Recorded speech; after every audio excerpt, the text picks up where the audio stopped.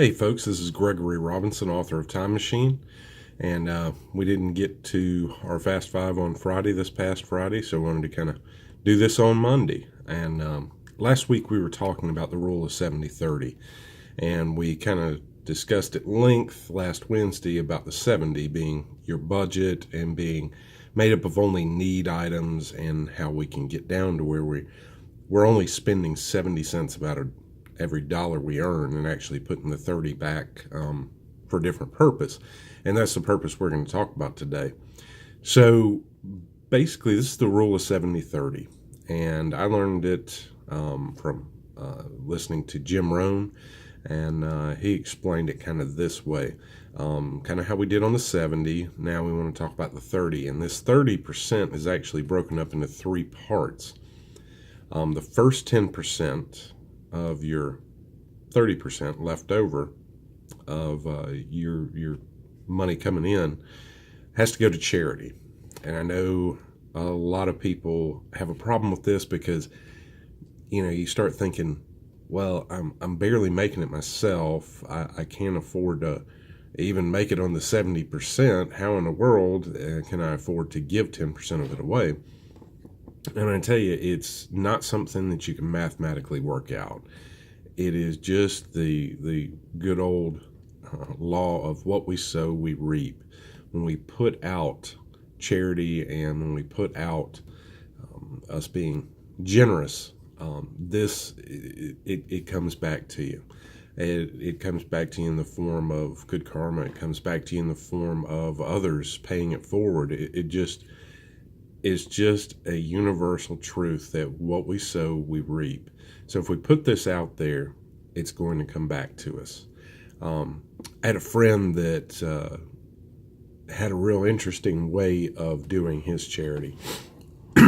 We've always been people who give our charity and our tithe. Now, every once in a while, one of my friends will have a run or a ride that they're doing for charity, and I will obviously contribute to that. But a friend of mine had a great way of doing this. He called it the Red Letter Ministries. And if you've seen most Bibles, anywhere where Jesus speaks, there's red letters. And he had bought a bunch of really cheap Bibles, and he would actually put his tithe in cash on the red letter pages, and would hand these to the folks that were a little less fortunate at the interstate exits that were holding the cardboard signs.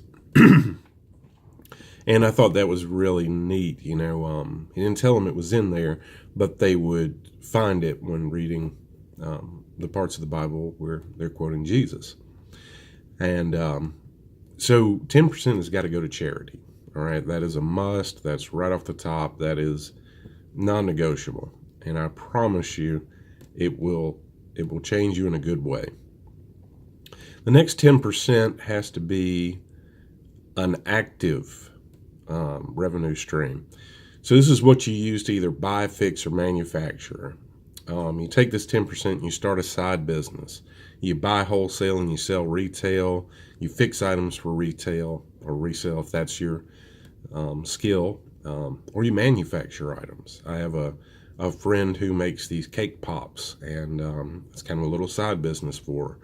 And I have another friend who does photography on the side. It's just, everybody's got to have that side hustle. You got to have something off to the side, and maybe it's not making you a heck of a lot of money, but it's something that you're actively pursuing. Okay, so that's your 10% of active income. The last 10% is passive income. Okay, this is something you're going to set up, kind of set it and forget it. You don't worry about it anymore. It could be something as simple as a savings account or a CD. We're seeing historically low interest rates right now, so those aren't big money makers right now, but the interest rate will have to go back up at some point, and that's when those will start turning better profits and better dividends. You can play around in the stock market if you know what you're doing, just depending on your focus and your plan. Another idea right here is 401k plans and 529 plans. I'm a new father, so I'm considering setting up one of these 529 plans. And what I love about the 401k and the 529 plans is that they're pre-tax. So when you start doing using some of your money pre-tax, it lowers the amount of taxable income.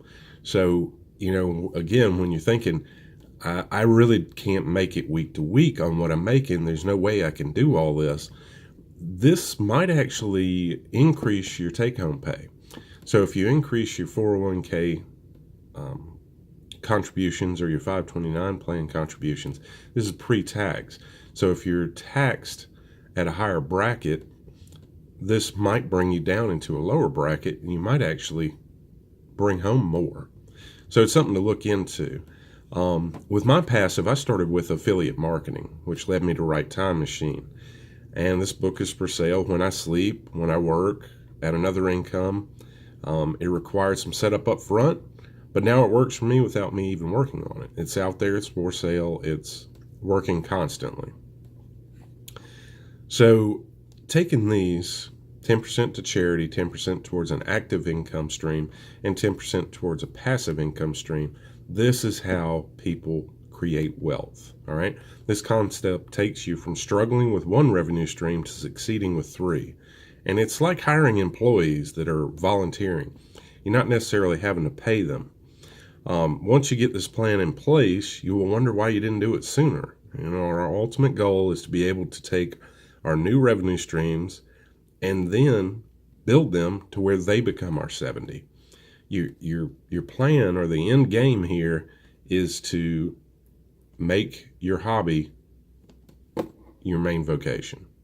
So take some time to think about that. It's been our Fast Five. It wasn't on Friday, but hope you guys have a great day, and I hope the good Lord blesses you today. Thanks. Bye.